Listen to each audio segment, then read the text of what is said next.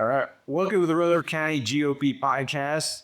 This is a new initiative that we are doing now, and we thought it would be great to get to know some of our neighbors, especially our mayors here in town. And so, Mayor Joe Carr is joining us today. Yeah, and the guinea pig. that's right. Somebody's got to be first, right, guys? That's right. There's only a handful of elected officials that represent everybody in Rutherford County. That's right. And that's where we serve is Rutherford County. And so I'm delighted that you joined us today. Yeah, thank you. I'm looking forward to it. This is going to be fun. Hopefully we can be informative and entertaining, right? Yeah, absolutely. Well, we've titled this kind of a Get to Know You Mayor series, appropriately starting with you. Those of us that know you know that you're a lifelong Tennessean, businessman, farmer, beekeeper, former state rep, and have been serving as mayor of Rutherford County since 2022. Right. And so really this is, as Ross kind of said, just a casual conversation, get to know you, your background, kind of where you're from, because obviously we're one of the largest counties in the state, one of the fastest growing counties in the state. So there's probably a lot of Republicans that have moved here from other places that may not know you as well as we do. That's right. We're the fourth largest county in the state, according to the Boyd Center for Population Studies. They estimated our population, I think, at almost 390,000 as of 2025, surpassing Hamilton County. And of course, a lot of that growth is because the opportunity people see in Tennessee broadly, Middle Tennessee specifically, but very specifically Rutherford County. People come from all over. And it's a real privilege to be a destination point for people wanting to raise their families. That is a real privilege and an honor for this county. It's not something we take lightly. Well, I'm very proud because I too am a lifelong Tennessean, but my parents, as of the beginning of June, are Rutherford County citizens. Hey, so they just moved here. They to vote, right? They have already registered to vote. So they're here because my whole family's here, and so they followed grandkids. They have outstanding. So that's a perfect reason to move here. Grandkids. So Joe, as much growth as we've had, there's not many people that are lifelong Rutherford County residents. No, we're down north. Las Casas. Yeah. So my mother's a sixth generation Tennessean, Rockville community. So we go back way back. So yeah. Give us a little bit of your history. I would love to hear kind of who you started. You're an MTSU grad. Yeah. Did my graduate work, undergraduate work there. But honestly, my life begins like everybody else's before I went to college. I am the product of a Texan. My father's a Texan, and my mother is a Tennessean. So I've got, by all accounts, the best breeding you can find, right? There you go. My parents met when my dad was in the Air Force. He was a fighter pilot in the United States Air Force. He flew combat in Korea and Vietnam while he was on TDY, which is temporary duty down in Florida. And my mom went on a vacation for Florida break, spring break. They met on the beach in Panama City. 9 months later, they were married.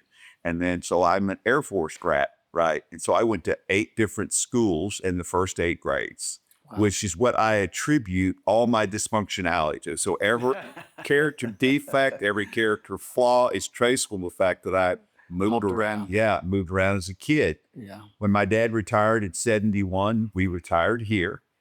We came back here and retired. And then I've been a permanent resident ever since. And so, of course, I went to Riverdale High School, graduated 76, go Warriors.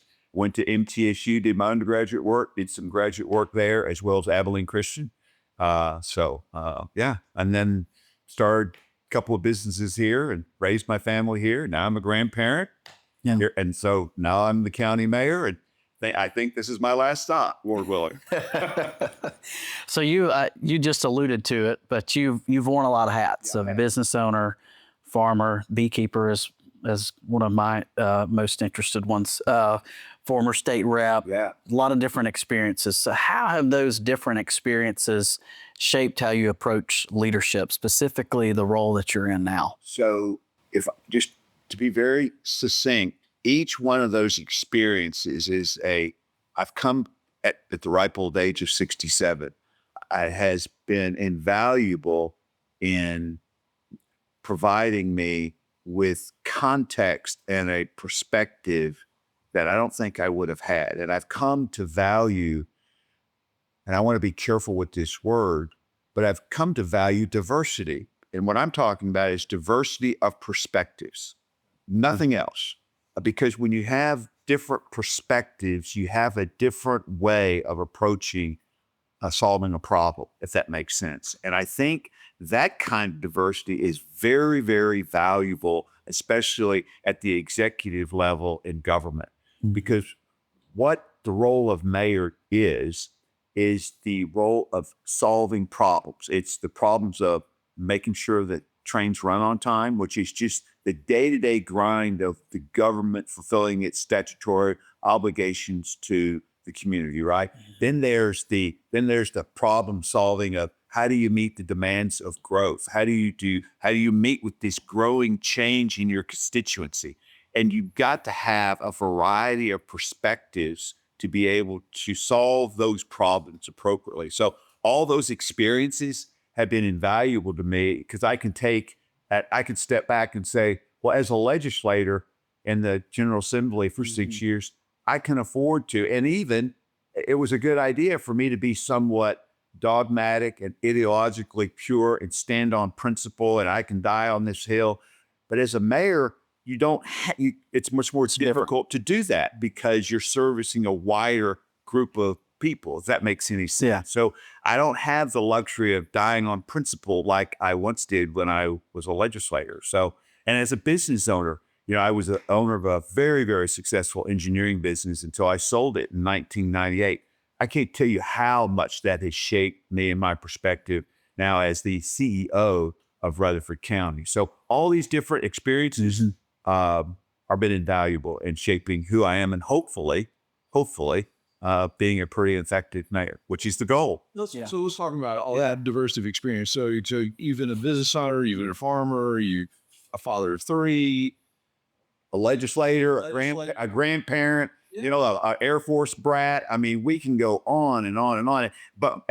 This is important, Ross. The variety of experiences that I've enjoyed are not unique to me.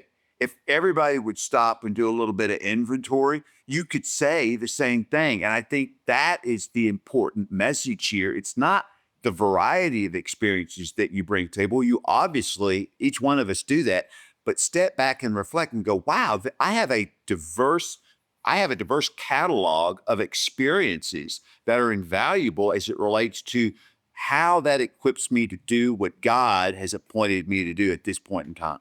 Well, one of the things that we are constantly, the GOP, looking at are the next good person to step up and be willing to carry the torch for that season. And you've been a businessman that led a business, and you kind of have to step away from that, right? You have to kind of step away maybe from the monetary gains or the accolades or whatever to be able to get into public service. Correct. What motivates you? What motivated you to do that? Because I think that's an important thing. If we're going to continue to progress in the right way, we need people in our community that are willing to step up and volunteer and serve in these different elected capacities. So what motivates you to? So I have to give all, for me getting involved in public service, specifically the public elected arena, I have to give the lion's share of the credit to Howard Wall. And I mean that because in 2005, when the headquarters was over on the west side of the square, we got a card or something in the mail. It was about attending a GOP, local GOP meeting.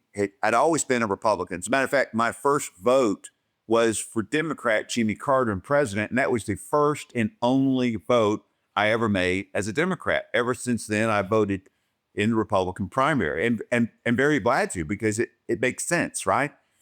But Howard's the one that inspired me to get involved in politics, and I owe so much to him in that regard. And I think Howard merged the two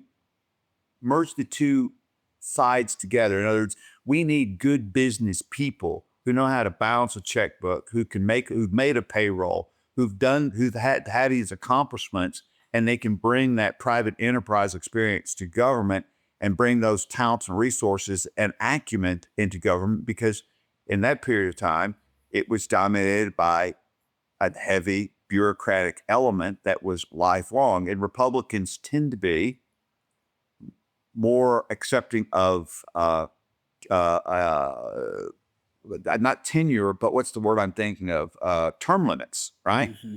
We tend to appreciate term limits because it's supposed to be temporary. Time and service is temporary. But Howard did so much in that regard and infusing those and saying, hey, you've got something to bring. And I didn't win in 06 against John Hood, but I won in 08. And then I served 3 terms.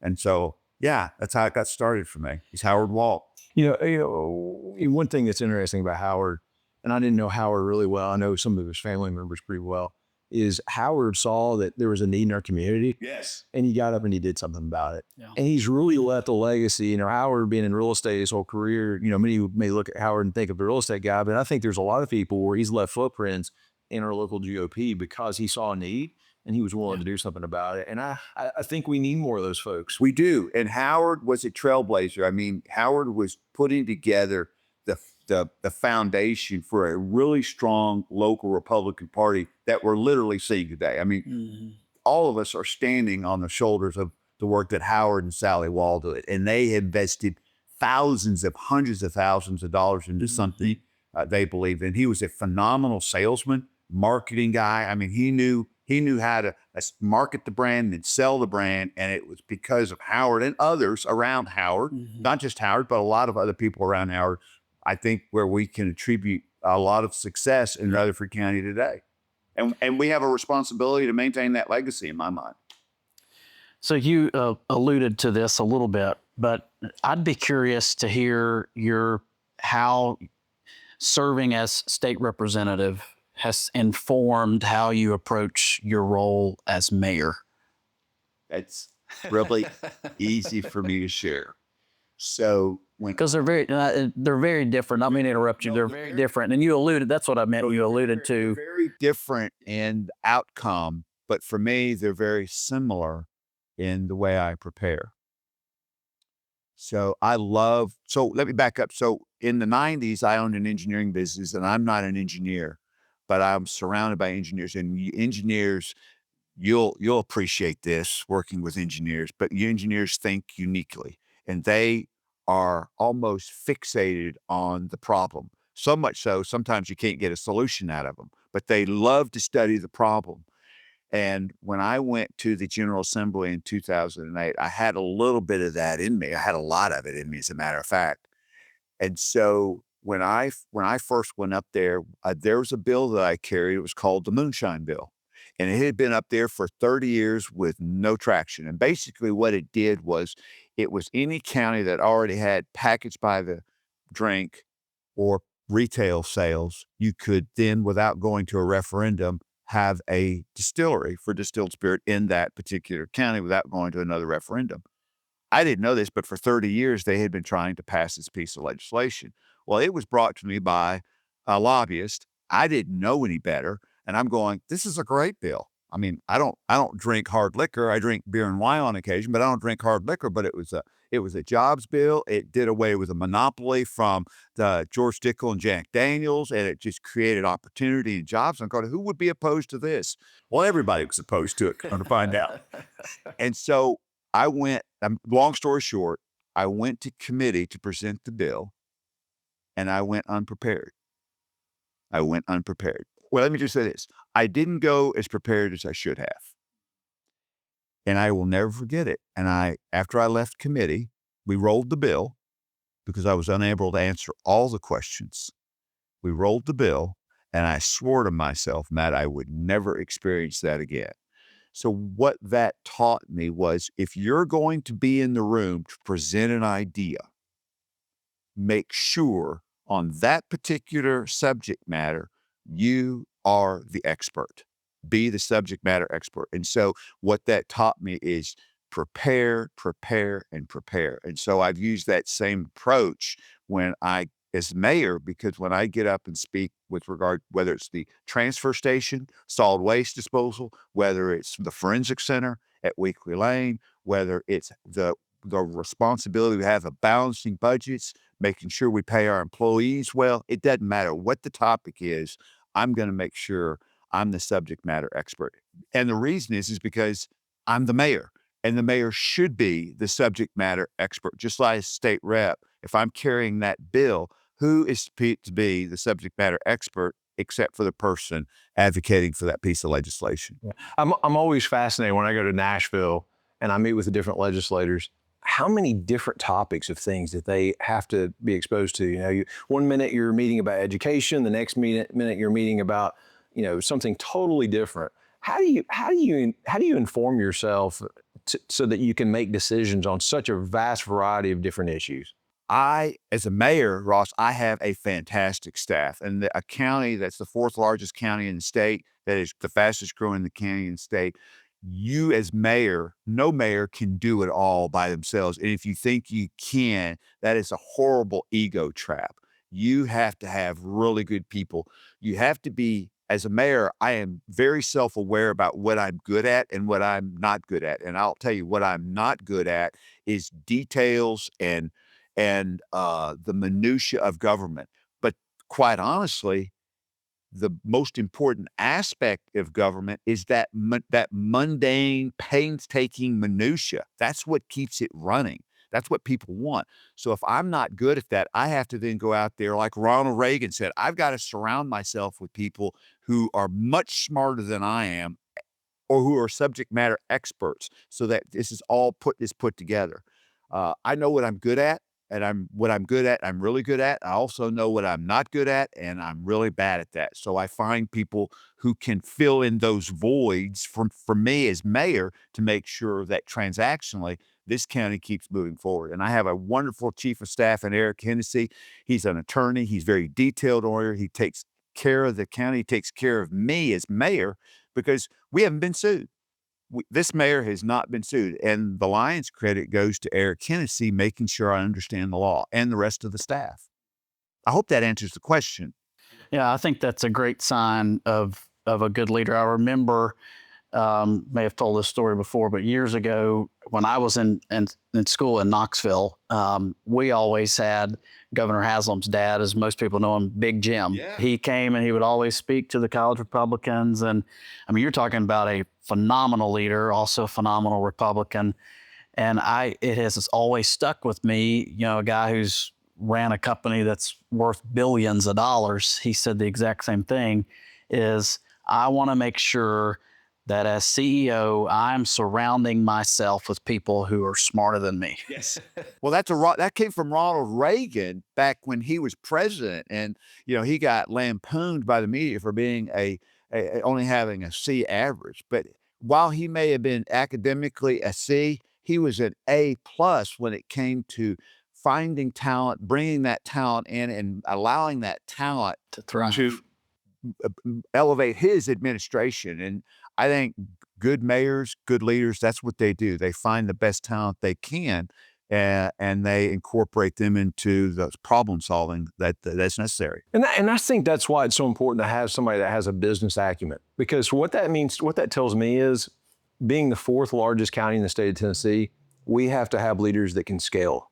And oftentimes scale means you've got to have other people that'll come alongside you and help you get to the answer that maybe you can't get to on your own. It's the only way you scale. I can promise you this. There's nobody in this county that can be the Rutherford County mayor that can do this on their own. That person does not exist. So as this county moves forward, one of the burning questions for any candidate, especially an executive like mayor, is, tell me about the team you want surrounding you to elevate your administration to meet the requirements and demands of that office. That's the question. What kind of people are you going to surround yourself with? Because it's less about me as Joe Carr, the mayor, than it is what does your team look like? As a matter of fact, I've had a couple of conversations with a couple of our gubernatorial candidates and those who thinking about being gubernatorial candidates. And that's the question I'm asking them. I'm going, I know you. I want to know about what your team is going to look like, because that tells me how you're going to govern as the next governor. I think those same questions apply to mayors. That's great. So what has surprised you the most if anything, in this new role as county mayor? That tells me that there may be a few. Well, there's one. There's it's and I'm going to tell on myself here, but and this will probably get a lot of views. I'm not really good at relationships. I'm just not. It's not what I'm best at. And so I literally have had to bring people in who are good at relationships. And when I mean good at relationships, the priorities that I put on the things that I know I'm good at are I'm very good at problem solving. I'm very good at accomplishing tasks. I'm very good at hitting goals. And I'm very, very competitive in that sphere. But I'm a horrible, horrible introvert. And so and people go, how can you be an introvert when you have such good public speaking skills? Because the answer is one doesn't have anything to do with another. An introvert, yeah, it is funny. The introvert is somebody, if you don't know, an introvert is somebody, and the question is, if you want to know if you're an introvert or extrovert, when you get weary, when you get tired, when you need rest, where do you get your energy from? Is it from other people or from being alone? That's the question. I draw strength and energy. I recharge my battery by being alone. Before we started, we were talking about what I like to do on the farm. If you heard what I was saying, I like to bush hog, I like to mow, I like to do all my beehives, I like to go trail riding on my horses. These are all things that I tend to do alone. But that's how I recharge.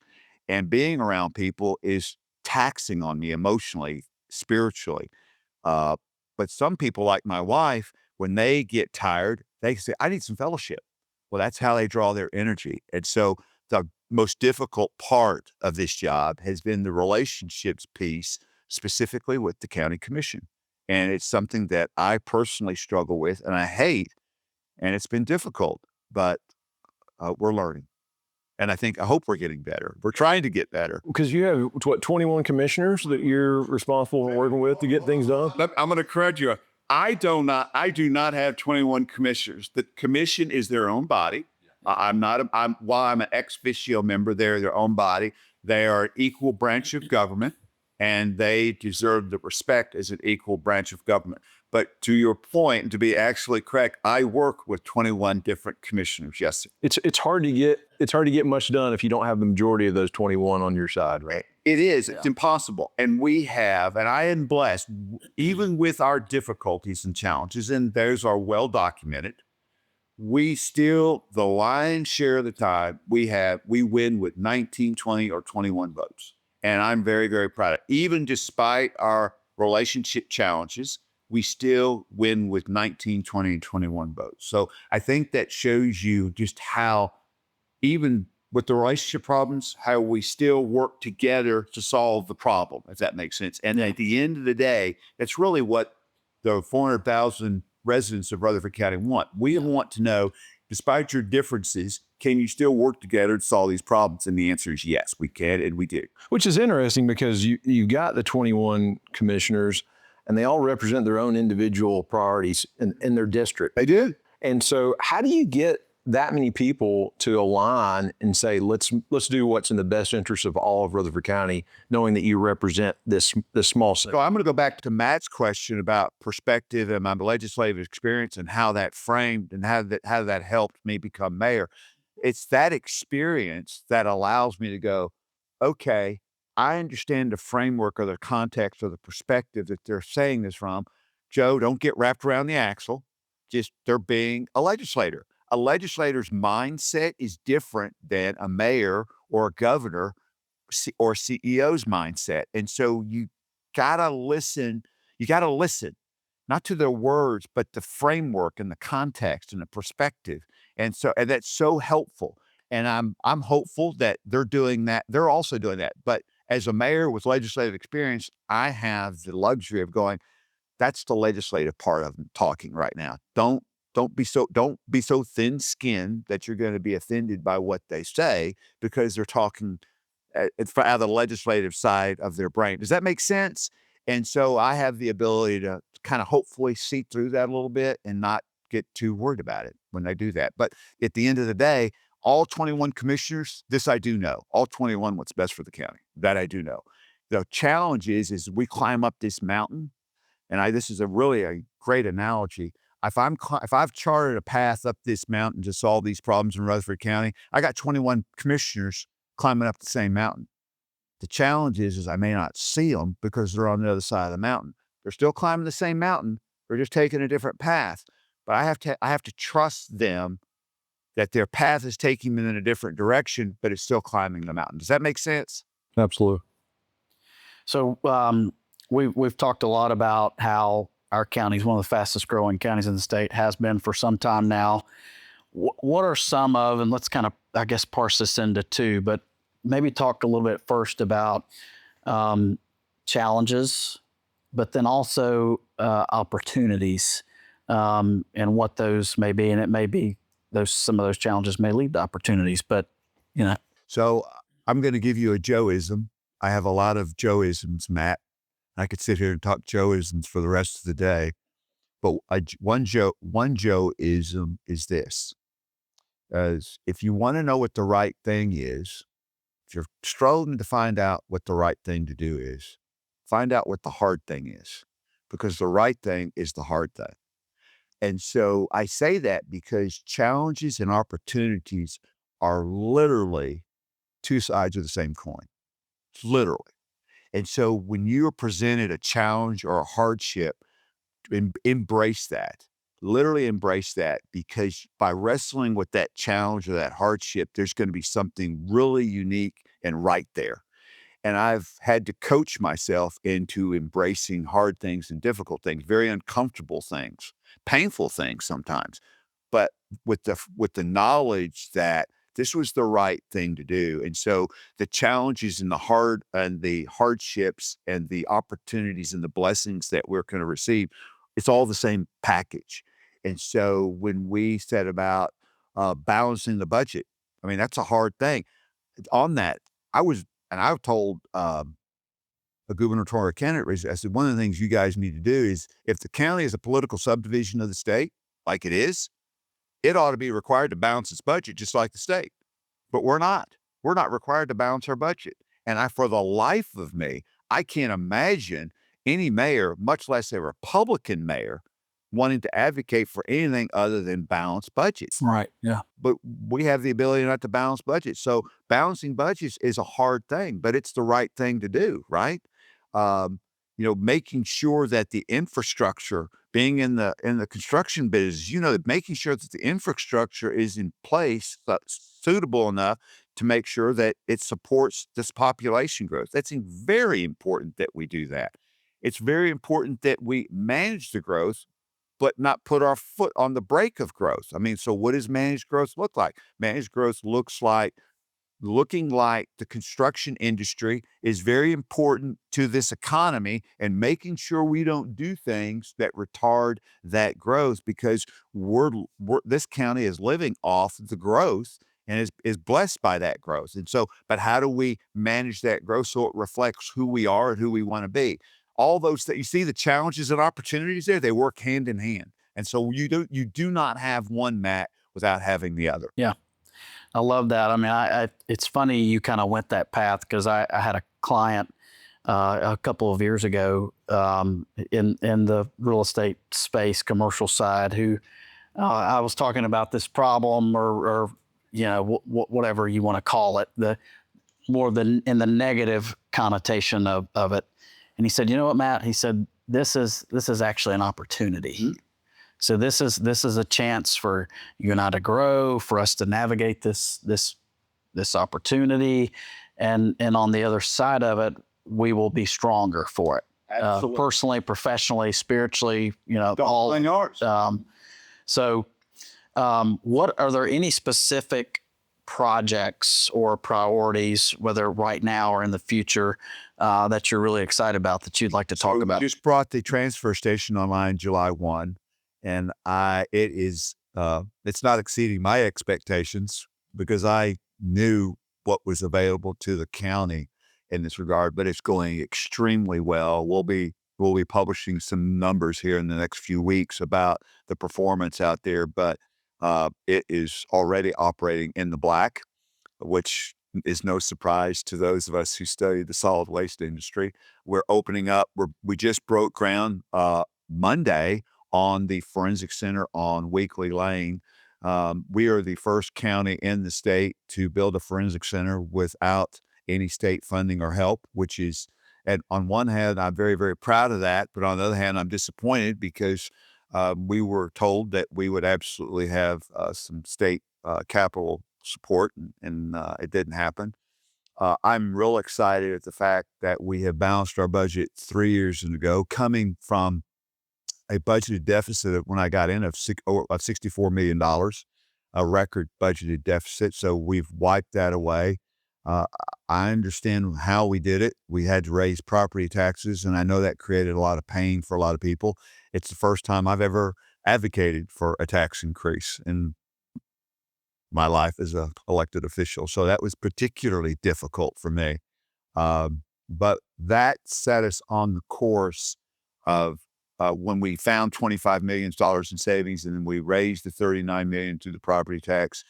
It set us on the course of balanced budgets and making sure we take care of our employees.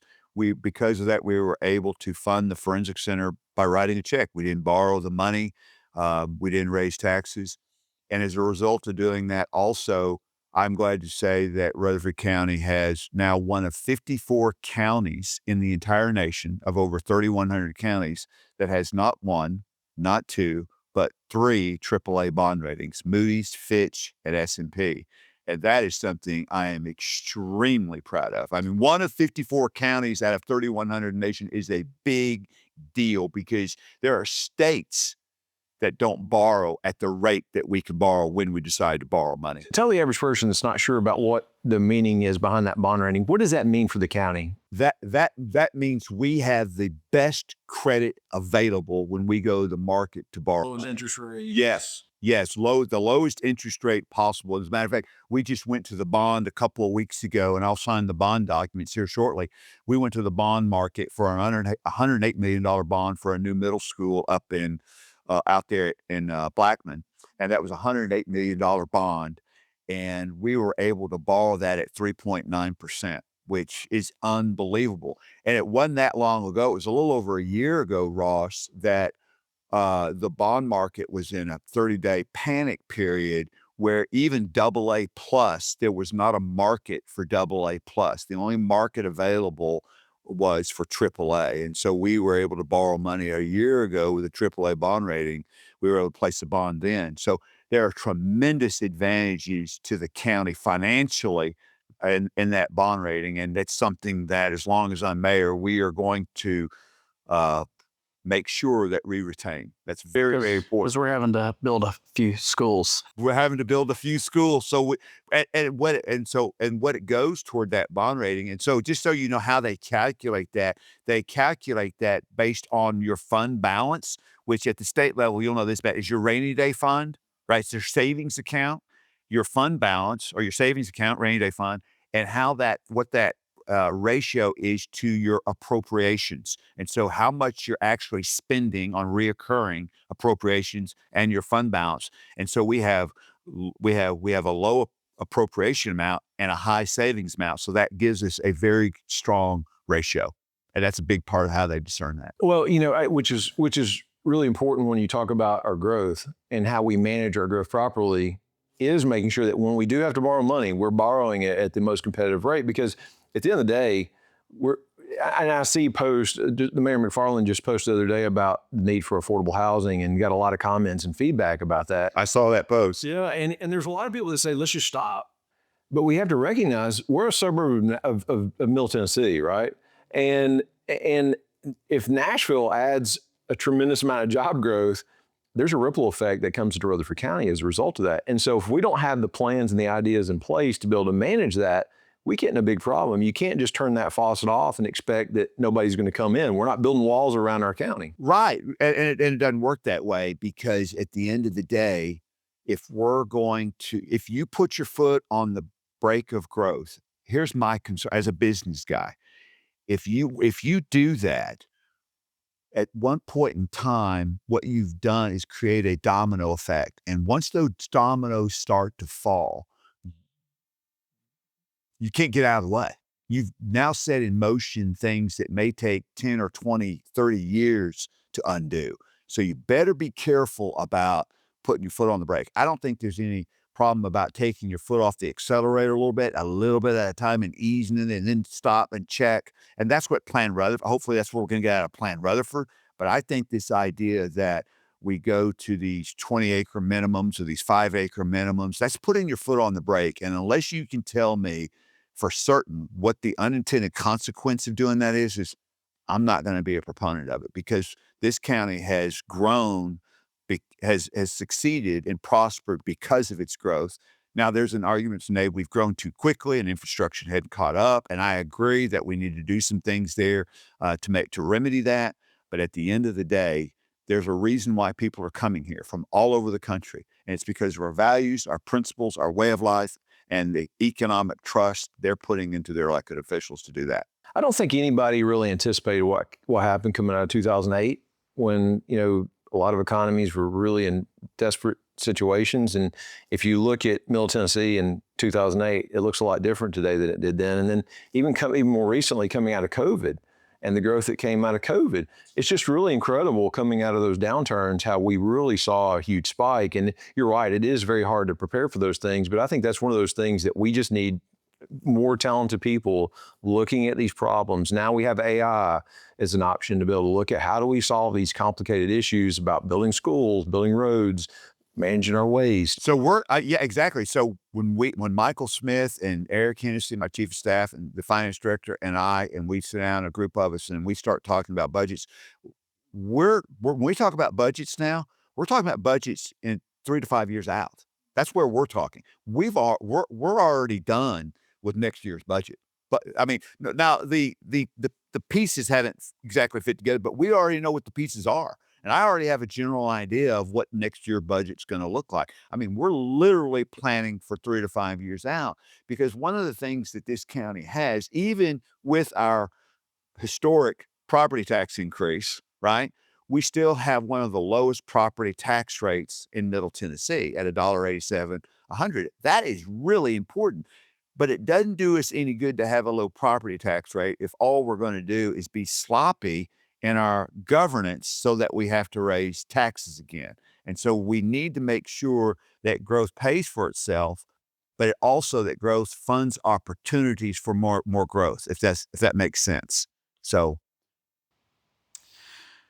we've talked a lot about growth and growing pains. How do you approach, because you alluded to it with Plan Rutherford, how do you kind of balance preserving, progress with preserving what makes this community special? You have to have a lot of different perspectives or diversity of thought coming to the table. You have to have the ag community, the business community, the construction community. You have to have people of faith. You have to have new people. You have to have multi-generational people. You have to have as many different perspectives at the table. And what those perspectives need to do is they need to define the problem. We sometimes, especially elected officials, we get overly impatient with a solution. And when you do that, you misdiagnose the problem. And if you want to create more problems, misdiagnose the problem. Treat something that didn't exist and you create more problems. And I cannot emphasize this enough. In my administration, I surround myself with a team of people. I said, do not bring me a solution. Do not do that. The solution is there already. Bring to me your perspective on the problem, because we're going to spend 95% of our time making sure we have diagnosed the problem, we have analyzed the problem, and we can articulate the problem. Once we've done those three things on the problem, we're just going to camp out on the problem. The solution then will automatically bubble to the surface, and everybody will go, wow, this is the solution. But you only get there by making sure you've understood the problem from all these different facets of perspective or diversity, if that makes sense. So I constantly tell my team, they go, well, here's the solution. I said, no, I'm not ready for the solution. I want to know what the problem is. And then we start asking each other questions. And we really start to grind on each other. Well, wait a minute. How do you know that's the problem? Is that what about Eric? What do you see as the problem? And then now he's got a perspective, and then all of a sudden things start to reveal themselves. And so, absolutely. Problem diagnosis is key to good solutions. So it sounds like you're doing a lot of long range planning. You mentioned budgets down the road. You're already planning. We spend most of our time doing that, Ross. Exactly. Where do you see Beyond this administration? So when we hand the keys to the next mayor, we can say, "Hey, here's what we've identified. You take or leave some of that, but here's what we've identified."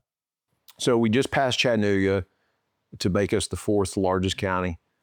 Where do we end up 5 or 10 years down the road? Do we continue to see the same growth? Is it slow down? Where do you see us?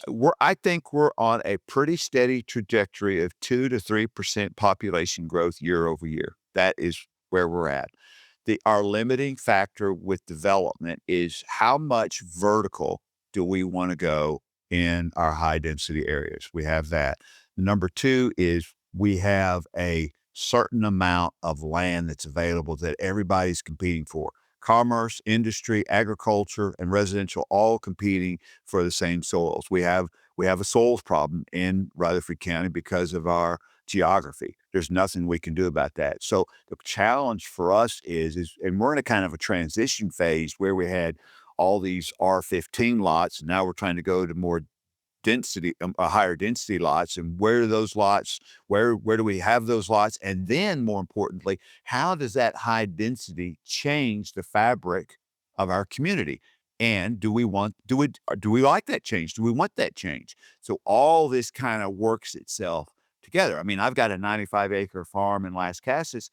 I mean, I don't want an apartment complex sitting next door to me. The reason I live in Las Casas on a 95-acre farm with a half-mile wide, half-mile long driveway is because so Joe can isolate, right? I'm my alone time, make a recharge, but the bees. some people don't mind. So we need to be careful about where we pick and choose these places for growth. But I think there's a way forward. Just let's understand the challenges because therein lies the opportunity. Yeah, so it's a big planning thing, right? So Huge planning thing. And we cannot have enough voices at the table. I cannot emphasize that enough. We cannot, because each voice at the table is going to give a different perspective on that problem. And this is the problem for Rutherford County. The challenge, the opportunity is how do we manage our growth without killing it? And I know the governor has pushed preserving farmland. He's a farmer himself, just like you. And I see a lot of comments in the communities that we're losing our farmland. To me, the only way we solve that problem is to find out where our infrastructure is at, build density around the infrastructure, and allow the green spaces to continue to be green spaces. What's your thoughts about that? Well, I was just going to say, if that farmer wants their farm to stay a farm. I mean, I think I'm a Fourth Amendment guy. I strongly believe in property rights, and I think I get a kick out of some elected officials screaming and hollering about the violation of property rights in the Plan Rutherford when they're voting for stricter zoning. I'm going, you do realize every time you pass new zoning laws or restrictions, you're kind of infringing on my Fourth Amendment rights a little bit. So you can't, as public officials, we can't have it both ways. But what I say to them is there ought to be a way for us to, from a practical standpoint, maintain and preserve the property rights for those who value those property rights. But at the same time, understanding that the farming community, a lot of times that farm is their 401. That's their retirement. They didn't work in a government job for 20 years and built in all this. So that is their retirement. So you're telling me that this gentleman has had this farm for 30 or 40 years and now he's ready to retire. You're going to tell him he can't do that? I'm not sympathetic to that. But at the same time, what does that land turn into that doesn't become so egregious that it changes the complexion, excuse me, of the community? There's got to be a way we can do this, guys. I just know there is. so.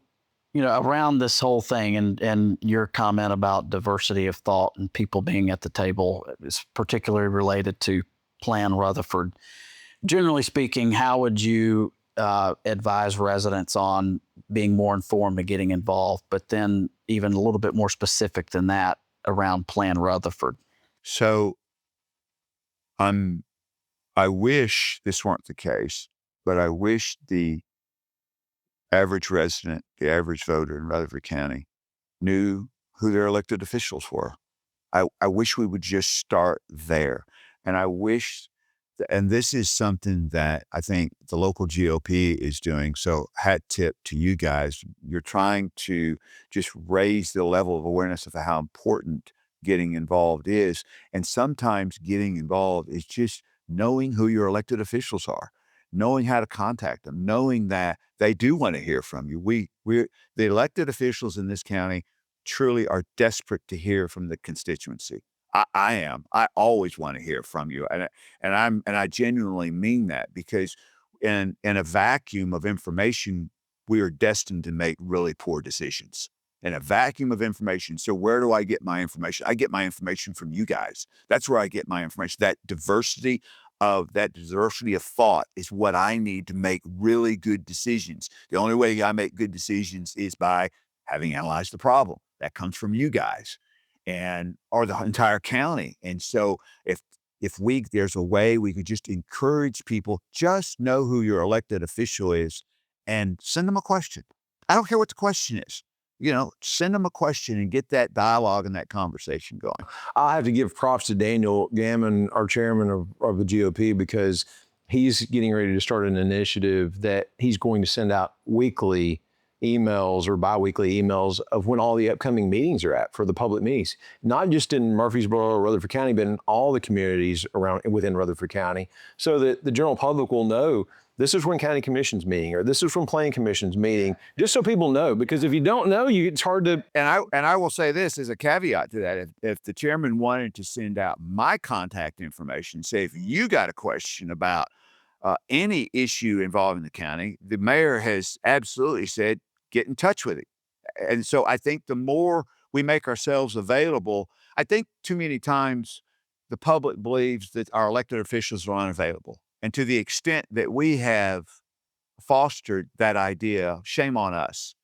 But I'm here to tell you that any elected official, worthy of being an elected official, ought to have their door open all the time to hearing a diversity of thought and ideas to move this county forward. Well, we've spent a lot of time talking. I'd like to wrap it up, Matt, if you're okay with this. Just, we came into this really wanting to know a little bit more who Joe Carr is. And I think you shared us that, and we've certainly talked about some of the things that the county is facing, and we appreciate you sharing all of those. I enjoyed this. I hope we can do it again. Tell us, as we close out here, tell us what's something that you would like the general public to know about who Joe Carr is. I think the general public already knows too much about Joe Carr. I think that at a certain level, maybe the public's had enough of knowing about Joe Carr. I'm a lot of things. But first and foremost, anything that I have accomplished that is in any way noteworthy, I give credit to God and to my Lord and Savior Jesus Christ. I mean, he is the very reason for my existence. And so I give him all the credit. And I have a wonderful supporting family. I've been married for over 42 years. I have 3 wonderful children. I have 2 grandchildren. I am blessed beyond measure. I am blessed because I get to be the Rutherford County mayor. And, everything has a beginning, a middle, and an end. And being mayor will come an end. I do believe in term limits. And so if I do decide to run again, that's a decision I'll make in the future. But at the end of the day, whether I run again and serve another 4 years or not, I can tell you these 4 years have been very, very rewarding to me. And I hope the county has benefited from my service. Well, thank you for stepping up and being willing to serve. That's right. That's right. We need more people that are willing to make that sacrifice. It's been a real pleasure having you join us. Thank you. I've enjoyed this. Yeah, We get to do it again, because I always enjoy these kind of things. So thank you very much for your time. Thank you guys for listening. Yeah. Hey, if you like this content, make sure you like and subscribe to these videos. Leave us a comment so we know your feedback. We'd love to have you join us for more of these.